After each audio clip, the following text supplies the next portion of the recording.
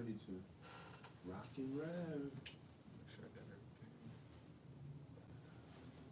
All right, yep, we good. All right, here we go. 5, 4, 3, 2. You are listening to the. That's the wrong. Okay. Wrong thing. There we go. 3, 2. Hey, yo, cut the music. Hey, yo, I interrupt your daily scheduled broadcast to let you know you're in the field with Trackstarz. This is one of the loudest hip-hop radio shows on the face of the planet. No, just speak up to the bar. Yeah, it's about that time. You already know. They're taking the fed back.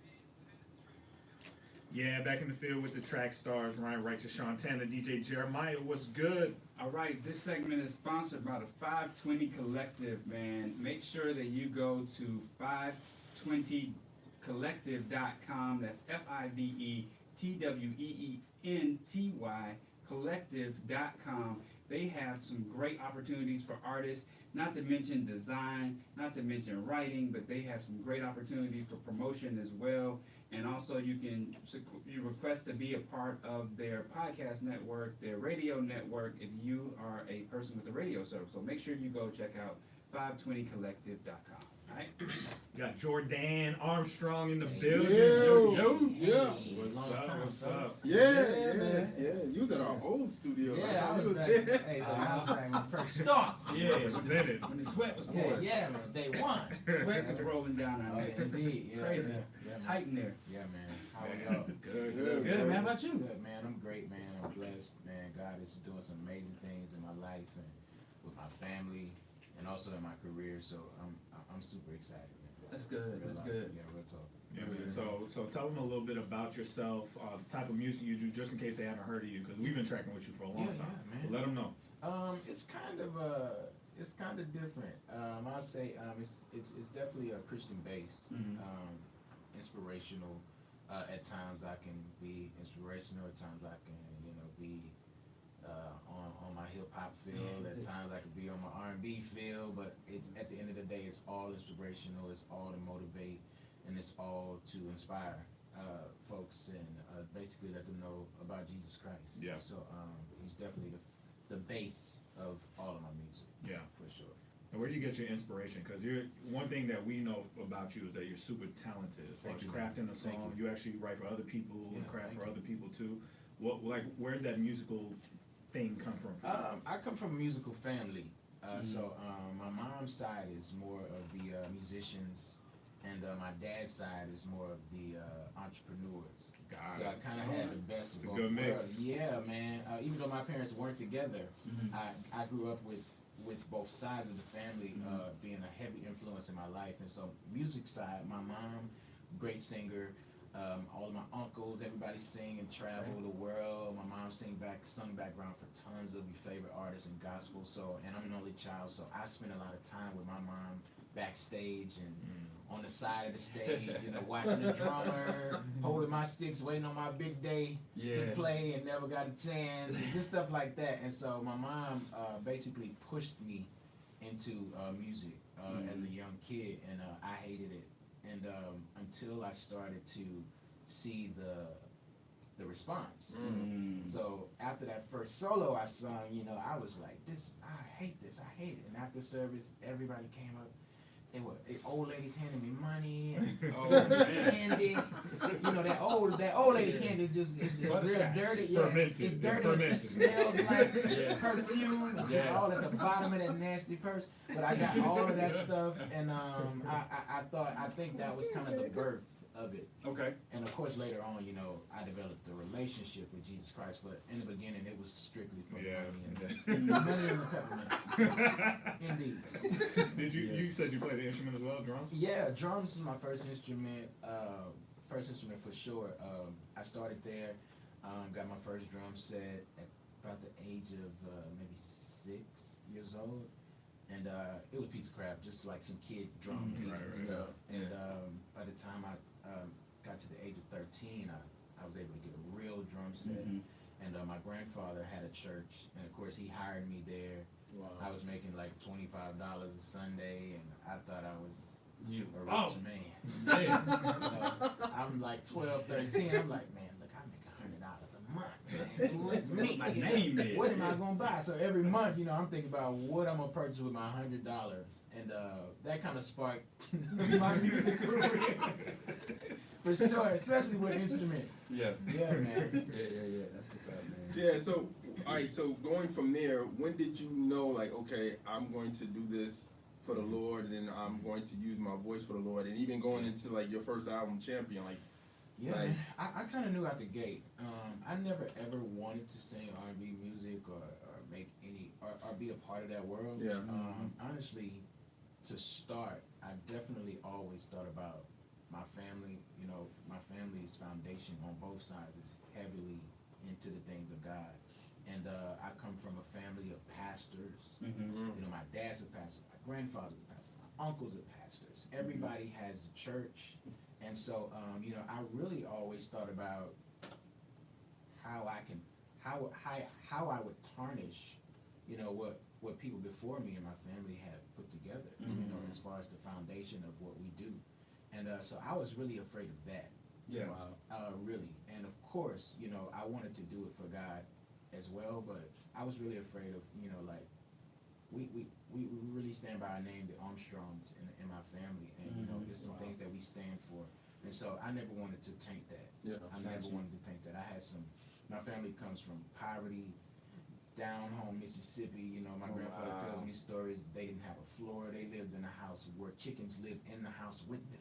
Man. You know, so Wow. like, you know, I think about those type of things, and I think about how, you know, me going around singing, "Girl, let me."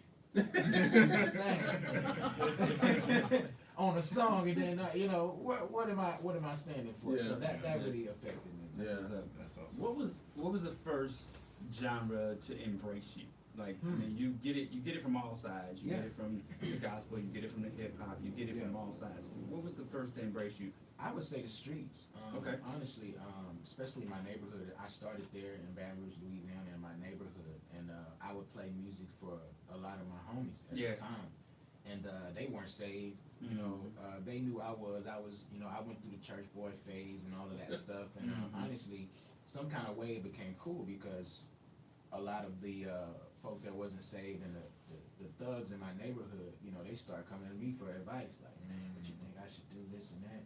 And a lot of times, at first, I didn't know what to say. I just would try to say something my grandfather would say or something my mom would say. And I developed a relationship with these guys to where I was almost like a spiritual leader almost for them. Wow. And so when I released my music, they were the first ones to gravitate to it. They were like, bro, this gospel music, this that gospel stuff? I'm like, hey, this is what it is. And they're like, man, bro, I never heard it like this. Yeah. And so that made me feel like, man, I have something here. And so I just really started pushing forward there. So yeah, the streets was the first to get down with me. That's what's up. Yeah, it was easy to get the gospel because I was already in church. You know, Yeah. I already knew the language and how to Yeah. talk to them. And, you Yeah. know, but the streets was the first for sure. That's amazing. Yeah. So you've seen a lot of different industries then, right? Yeah. So which is the worst? Gospel, mainstream? 'Cause we've got to touch all of them. Let me tell you this. I'm gonna tell you, it's the people. Yes. I ain't gonna even put it on a genre. You know, it's the type of people that Wow. are in these industries. And at the end of the day, we have to realize that to them, it's really all about business. And that's in hip hop, that's in R&B, that's in gospel, that's in all these, Contemporary. anything. Yeah. It's all about business to a lot of people. And so when you walk into these offices, and that's why, you know, we maybe talk about this, but that's why I am in the position that I'm in now as far as an independent artist. Is because, you know, that's the main goal. That's the main goal. You know, I started in this as for ministry, and of course, you know, we want to make a living. You know, God blesses us to make a living, but it's more about the ministry to me than it is about the money. Gotcha. And they're all about that. Yeah. Were you ever in a deal this whole time? Never in a deal. I've had a ton of situations on the table, but none of them ever made sense for me.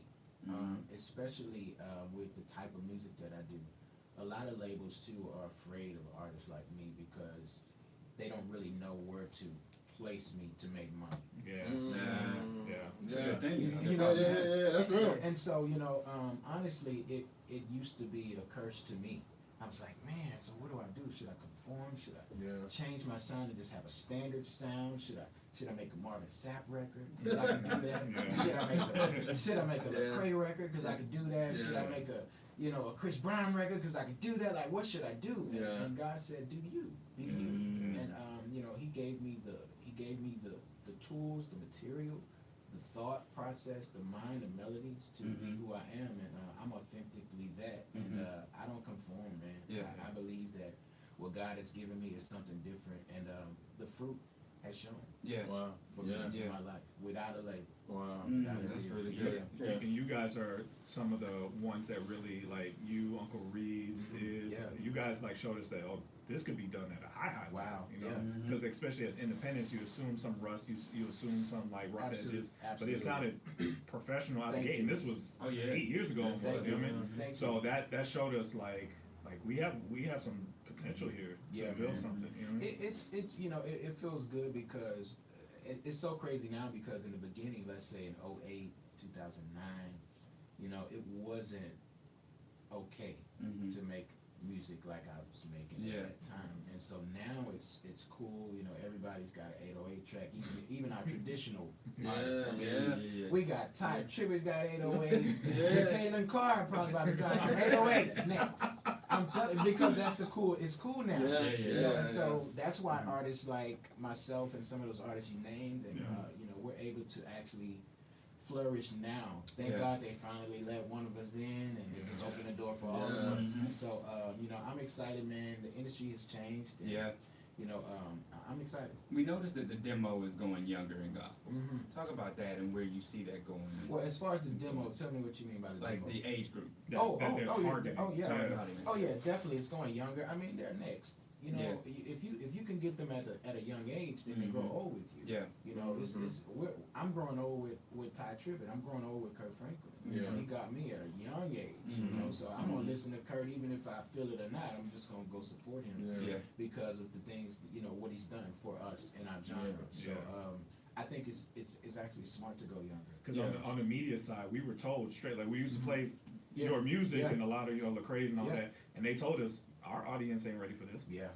They're not ready, and now they're changing, begging for it. That's right. It's shifted. That's right. So. It's because folks started younger. Are you slated to be at the Stellars this year? I am. I'm waiting on some things to come through for that. Okay. So I'm waiting on a couple yes, a couple no's. Because we noticed that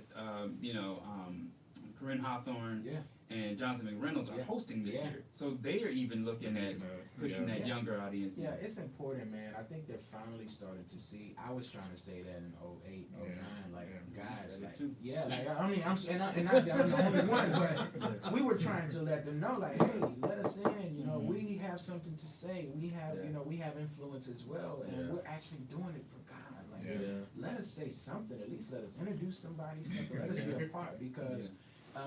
It was affecting, and I think that it also was affecting them. The award show because it was getting dated, and so I think now they're starting to see, and you hire younger people in the office that say, hey, you shouldn't do that. Let's do it like this. Let's get this host. Let's get that type of artist. So I'm just glad that the OGs are listening now. That's what I see. OGs. We used to call them gatekeepers. I know, and I'm trying to say it a respectful way. OG, and if that don't be disrespected by that, the OGs is the original guiders. Yes. The OLs, the original leaders. I have a question for you. I like in the genre of like the Christian R&B genre. Sometimes it seems like contemporary gospel. It seems like sometimes the artists start off with like solid albums and like very R&B gospel, but then it goes right into traditional. Why is that? Why do you think that's the case? I think it's a lot of it has a lot to do with the label influence. Gotcha. There's a lot of artists that come to me all the time that are some of your favorite top traditional artists, and they come to me and they say, "Man, I wish I could make stuff like you made, bro. You got some guts." Wow. Like they come to me like I'm like I'm doing something so crazy, you know, Yeah. and they're like, man, I just wish I could make that. I love your albums. And they'll show me their albums and show me my albums. Yeah. And I'm like, and their phone, I'm like, wow, I didn't know you even listened to an artist like me because of what you do. And they're like, man, you just have so much courage. You inspire me. And so that influences me. Like, honestly, that makes me feel like I should keep going. Yeah, when I get those type of conversations, it's not always just about the sales or the streams and all that. Mm-hmm. It's about how I'm affecting other artists, and so it's some artists that just don't get a chance to do it. Like, Yeah. Wow. Yeah. but give them one. Yeah. With a little bit of 808 mixed way. Well, another thing, then talk about your producing side. I remember you producing stuff with a lot of people, and then I remember a record you had with Spencer Kane. A lot of people don't know about Spencer Kane. Spencer Kane's a beast. He's a beast. But it's just one of those things. Is like, talk about that side of being the creative of producing. Man, people. that's actually my favorite side.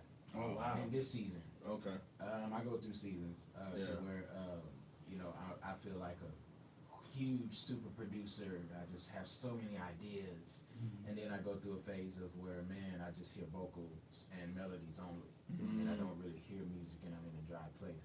But right now, producing is where I am right now. It also helps out when I'm trying to create an album. Yeah. So I usually produce music first, and then I go and write songs to the music I made already. But man, my producing stuff is just always fun. It's just crazy how you can start off with, you know, one sound and how it just grows into something else. Yeah. The more you add, I don't know if any of you guys make, even if you just track. Yeah. But just hearing it grow, like right before your eyes, and sometimes too, I may not have an idea at all. I just go in and just put some stuff together. And it inspires me to go somewhere else with the music. But then there's also other times where I hear the full track, the full music in my head. But you have the ability to actually do that. Yeah. I'll hear something be like, I know. I'm still, but listen, I'm still limited because I don't play keys. I'm not a real key guy. Yeah. But you know, we're in a technical world now. Like I'm Beethoven at my house. Yeah. You know what I'm saying? But I can't even play at a church service. Yeah. Wow. Okay. But you know, it's some stuff that I hear that I'm kind of limited to, and I have to kind of call up my buddy Teddy P and try to get him to basically hear my brain. Yeah, which is yeah. the hardest. But thing to even do. that though, you need to know the language. Absolutely. You talk to musicians, you're like, can you do this? Yeah, exactly. And see, I don't know keys either, so I don't even know what key this is or that key is or anything. So I tell Ted, Ted is probably he's me in piano form because I could say, oh yeah, I need it in this note, dun, dun, dun, dun, dun, dun. And he's like, dun, dun, dun, dun, dun. Yes. Somebody heard it. And honestly, me and him, we've been doing that since day one. But you got the voice to hit the right That too. notes. Okay. I'm like, hey, trying yeah. But yeah, when I hear a song in my head, I know exactly what all the instruments are already. Wow, I can that's awesome. see it in the computer. Like my brain goes in. I'm like, oh, that's the sound of in that plug-in. That's in that plug-in. That's Wow. I can make this song in an hour. So who have you produced for? Like, let the people know who you produced for. Definitely worked with Tim Bowman Jr., Kiara Sheard. I worked with Trill Entertainment. Okay. That's really where I got my start. Okay. Which why I even moved to Atlanta. Yeah. Because I was working with Trill Entertainment for Lil Boosie and Webby. Well, he's Boosie. Yeah. Webby and all of these guys, they were really big in my city, and I almost started off with them, especially from being from Baton Rouge. But from then on, I mean, I've worked with tons of folk. I mean, Ty, Tribbett, trying to think of some people that you guys would know. And that's no diss too.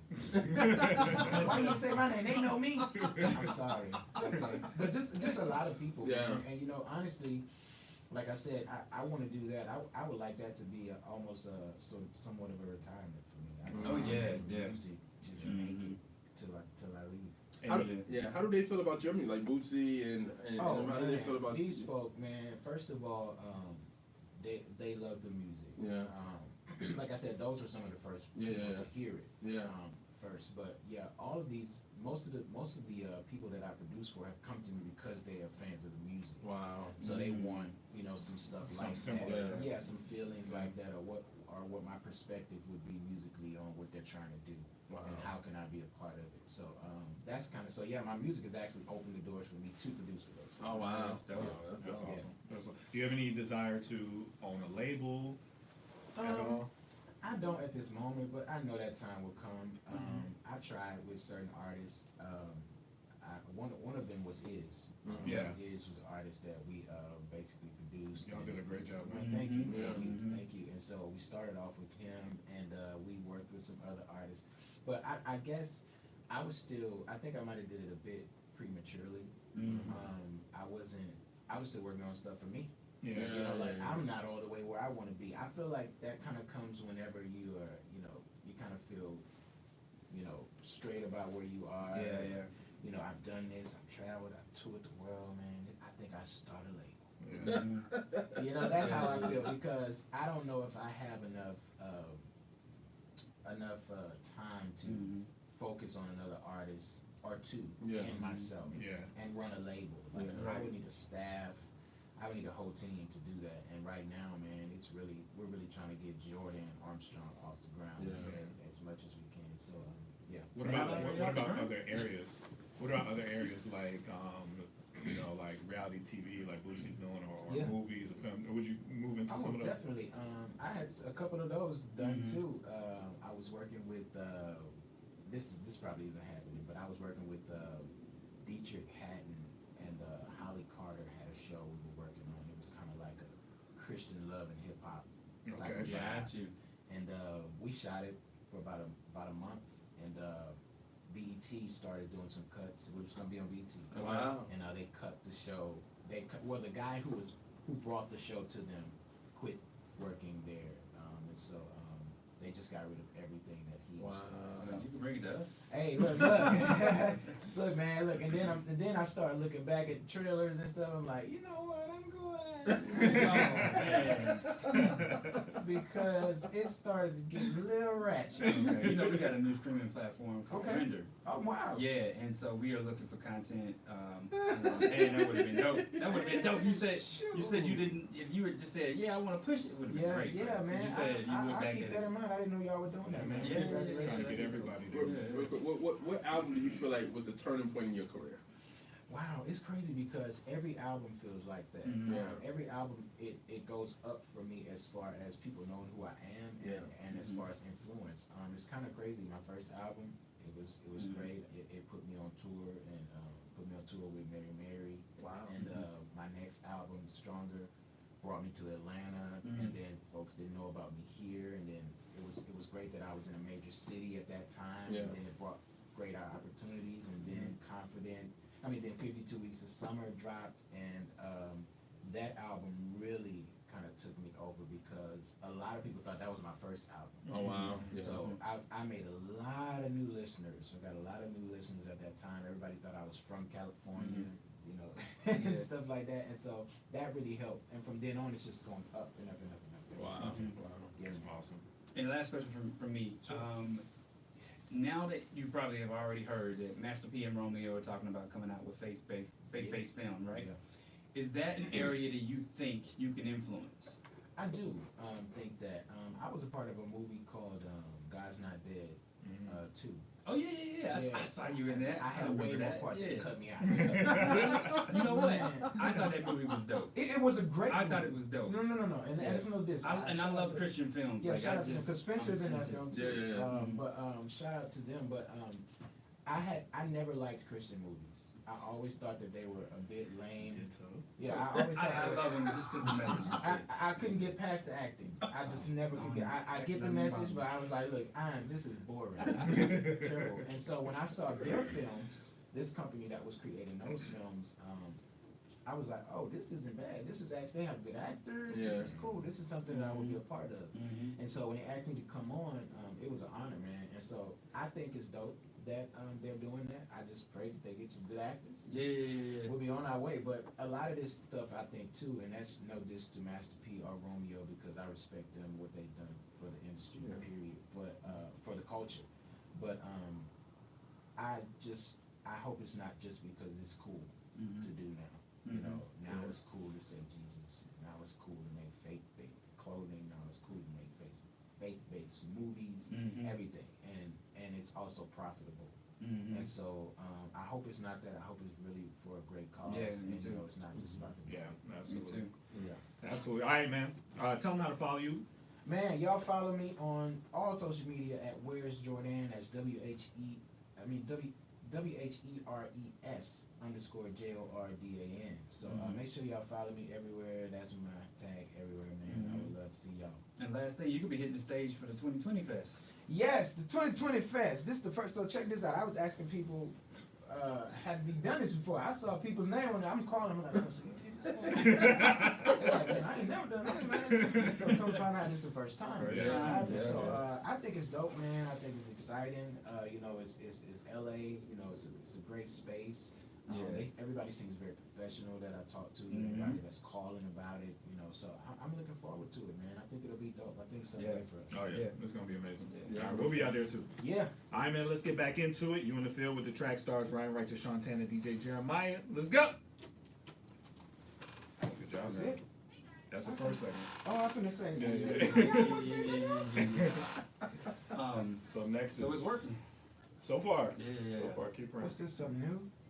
Yeah. So the problem is, last time when at our old studio we had one camera.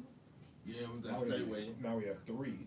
And days like this, when our other people don't come, I didn't have a way to man all the cameras. So I got this so I could just do it myself if I need. Oh, and you just pressing, switching the camera. And then it goes out live, so they can see. Oh, that's fire. Oh, we live right now. So, Jordan, this is Render. So we basically came up with this streaming platform. It's similar to Netflix, Okay. and it's for the culture. And so we've been working on some different things. We got Sam Collier's show on there. We got a couple named Courtney and So Christian. visual stuff? Visual stuff, music videos. If you tell me you're good for me to put some music videos up, I'll put them up. Yeah. We got a music video section. It looks really dope. Got Better Days with 1K View. Okay, Yeah. And then we got a documentary section. You doing documentaries yet? Yeah, I have a document working on now. Oh, okay, cool. Yeah, so I definitely send that to you Yeah, guys. we got a sure. ton Absolutely. of documentaries. And I think Absolutely. that's kind of been our flagship so far is documentaries. People seeing behind the scenes of how this all works. You know. Yeah, man. Yeah, and I watch documentaries frequently. Yeah, I Like love that. I love documentaries. So, Let me text you right now. yeah, man. What's the number? 213. Oh wait, let me give that up. Yeah, use that. 213. We just got the area code. 308. I gotta talk like the NBA player. 308. 308 6085. You muted us? I did it. Oh, what? But on that camera. It's On muted. my Period. No, not his phone. Well, that's you. Well, Nobody's on well, hey, Yeah. if you call my wife clients, that. Now it's got 17 people on it. I'll just take this one down. You gonna take mine down? Yeah, just stop that one. No. Oh, you okay? Go to the other stream. Go to the other stream. The other stream is live. I was gonna get into that. Ask you about how things were going at home and the travel and how you manage and balance it all. yeah, let's talk about that. All right, there we go. They haven't left yet, so I just cut them off. Yeah, just tell them, hey, we go into the other stream. Go to the other stream. Somebody like everybody call Jordan. Somebody said Jordan. that? Yeah, everybody call Jordan. Yeah, call me now. Call me now. Call me now.